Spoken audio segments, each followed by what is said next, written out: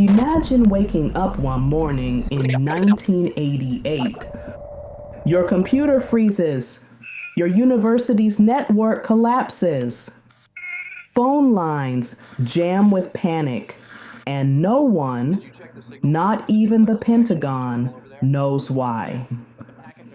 For the first time in history, America is under attack. But the battlefield isn't land, sea, or sky. It's invisible. A new kind of war fought through lines of code. Welcome to Nightshift Chronicles, where we unravel the strange, the hidden, and the forgotten. A very special shout out to all the night shift workers, whether sitting at a computer screen or driving the dark highways. Know that we appreciate your diligence while the rest of the world sleeps. Drop us a comment with your time and location. We read them all. Before we begin, check out our episode on the Boston Molasses Flood, one of the strangest industrial disasters in American history, for another wild story of chaos unleashed. All right, let's dim the lights, settle in, and go back to where it all began. The moment when the modern internet faced its very first crisis. In 1988, the word internet wasn't common in living rooms yet. Back then, a fragile digital frontier was slowly emerging from military roots. It was called ARPANET, born from the U.S. Department of Defense's dream of a communication network that couldn't be taken down by a single strike. By the late 80s, this experimental network had grown into something unexpected. A loose web of universities, research labs, and government institutions, a place where brilliant minds exchanged ideas faster than ever before. But with progress came vulnerability. No one, not the Pentagon, not MIT, not NASA, fully understood just how exposed these interconnected systems really were. Until one November night, when a 23-year-old grad student typed a few lines of code and accidentally brought a nation's network to its knees. Robert Tappan Morris wasn't trying to start a digital apocalypse. The Cornell graduate student wanted to test a simple question. Just how big is the internet? He created a small self-replicating program, what we'd later call a worm. Its job was harmless in theory. Infect a computer, count it, move on. But Morris made one critical mistake. He didn't want the worm to be too obvious. So, he programmed it to replicate itself aggressively. At 8:30 p.m. on November 2nd, 1988, Morris launched his code from MIT, hoping it would quietly slither across ARPANET. Instead, the worm spiraled out of control. Within hours, strange things began happening on university networks. Computers slowed to a crawl or froze entirely. Emails stopped flowing, research froze. Graduate students huddled over CRT monitors, their green screens flickering with endless strings of errors. System administrators stared helplessly at glowing green terminals they no longer understood. They tried rebooting machines, and nothing worked. By midnight, the worm wasn't spreading, it was multiplying. chaos has spread from coast to coast. Phones lit up in data centers, ringing non-stop. Researchers whispered into receivers, trading frantic updates. Inside NASA's Ames Research Center, frustrated engineers ripped network cables from the walls, hoping to stop the infection. At Harvard, the entire computer science department went offline. Across the country, laboratories and agencies fell silent. For the first time, America saw what a digital shutdown looked like. And somewhere deep inside the Pentagon, the alarms were about to sound, and it terrified everyone because this wasn't sabotage by a foreign power. This was accidental. A single line of rogue code had brought research labs, universities, and parts of the government to their knees. The question was no longer how it happened. It was, how do we stop it? By dawn, the Defense Department's ARPANET Operations Center lit up with alarms. Reports poured in from universities, research labs, and government facilities. Machines were freezing. Servers overloaded. For the Pentagon, this wasn't just an inconvenience. This was uncharted territory. America's most sensitive networks, possibly under attack. Inside secure rooms, top analysts pored over diagnostic readouts. No one could find the source. Was this sabotage? A foreign adversary testing America's digital armor? For the first time, the Pentagon realized a frightening truth. Their networks were connected, but their defenses were not. Back at MIT, the birthplace of countless digital revolutions, chaos reigned. Graduate students crowded hallways arguing over half-baked theories. System admins sprinted between server rooms, dragging tangled cables behind them. One researcher recalls seeing entire racks of machines dead. Green screen terminals locked on cryptic error messages. Nobody could tell if they were under attack or simply watching the future collapse.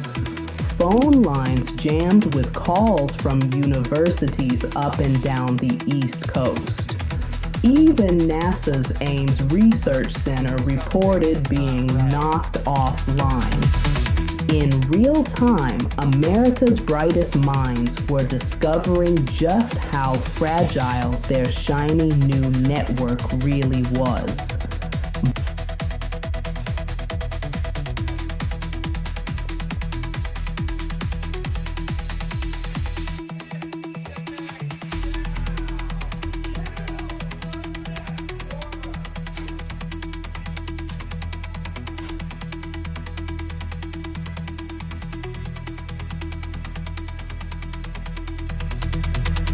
By noon, the worm had infected nearly 10% of all computers connected to the internet, a staggering number for 1988. Hundreds of machines froze, thousands slowed to a crawl. At Berkeley, Stanford, Princeton, chaos.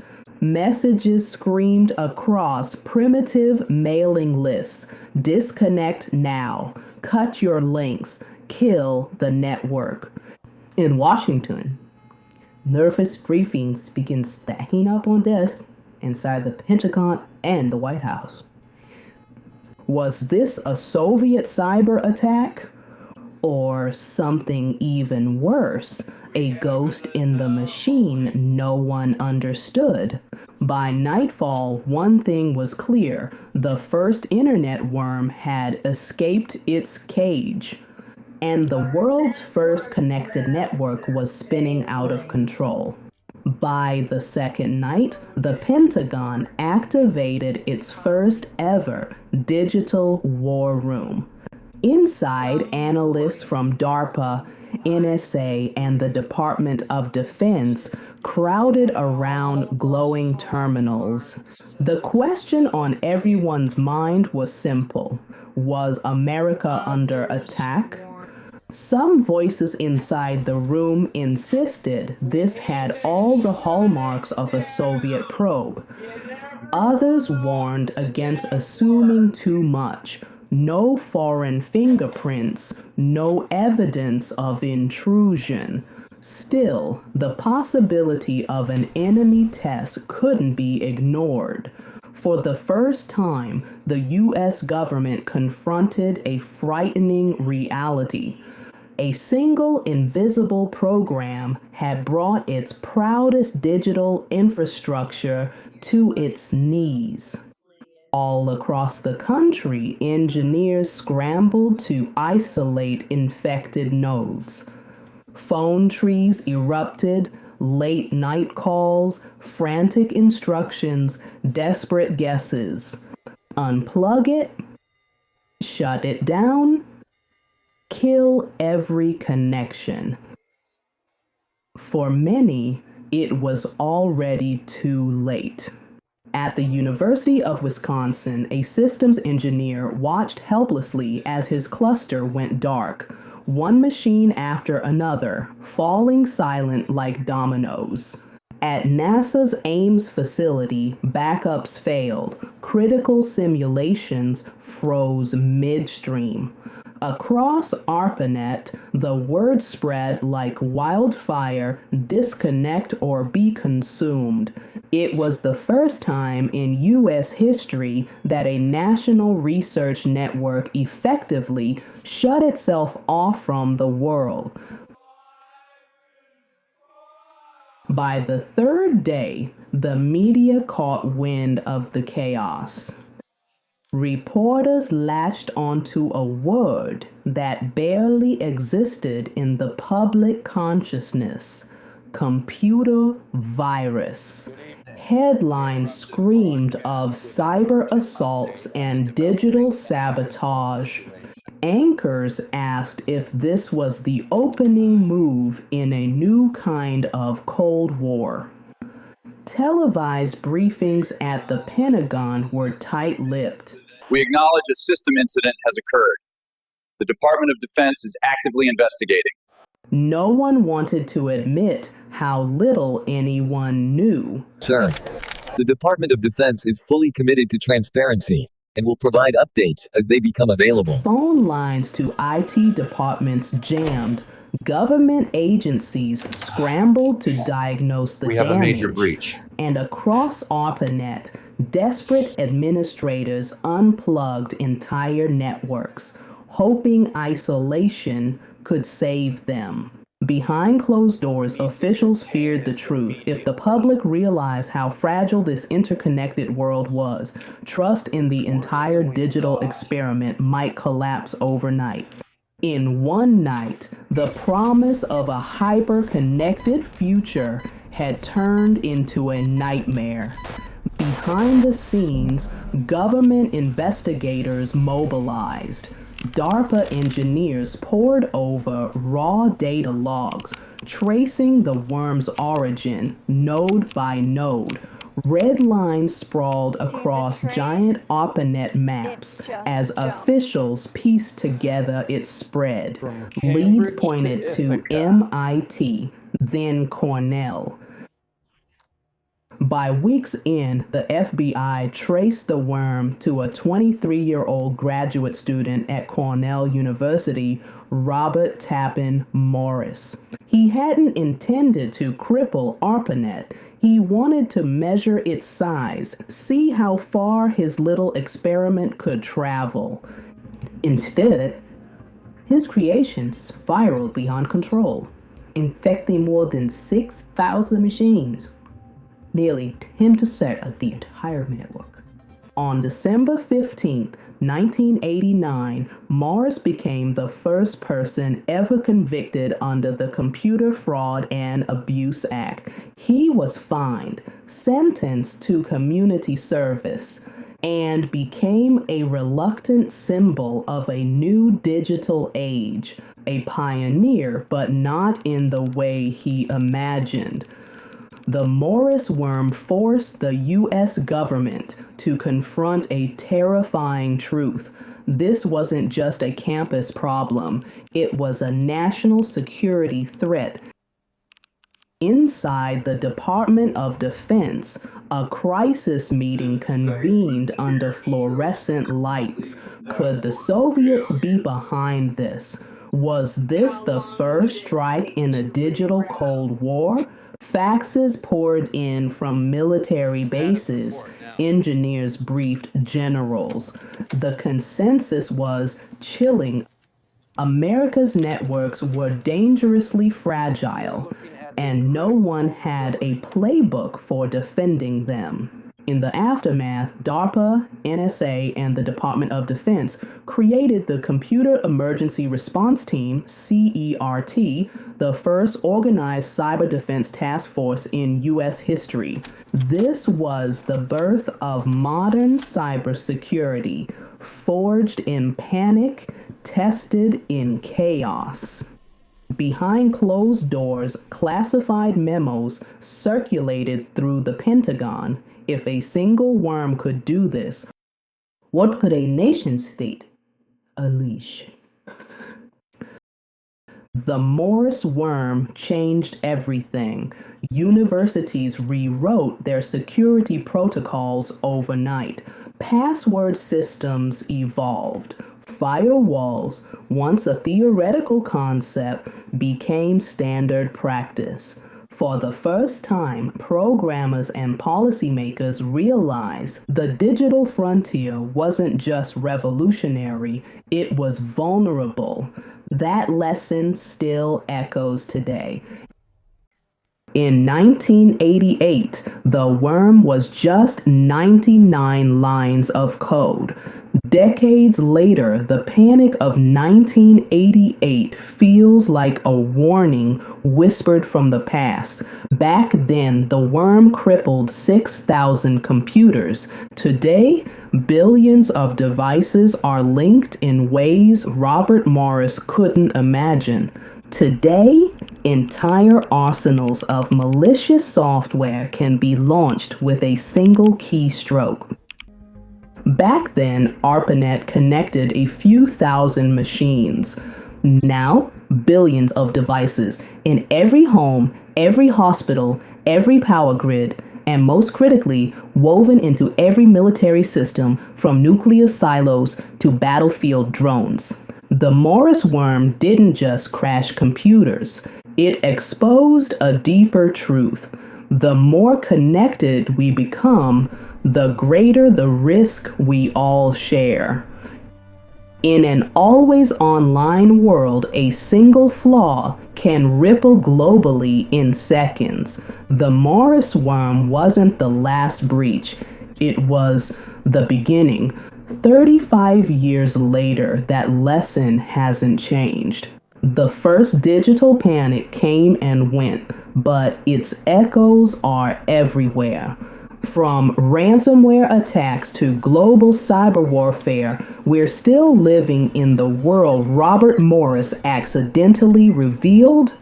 From a quiet lab in 1988 to a hyper-connected planet in 2025, one thing is clear: the line between innovation and catastrophe has never been thinner. And the question isn't whether it can happen again. It's whether we're ready when it does. The next digital crisis won't look like 1988, but when it comes, it'll feel the same. This is Nightshift Chronicles. Until next time, thanks for keeping the night watch with us. And if you want more untold stories from history's hidden corners, we appreciate you liking, subscribing, and dropping a comment. Stay safe out there.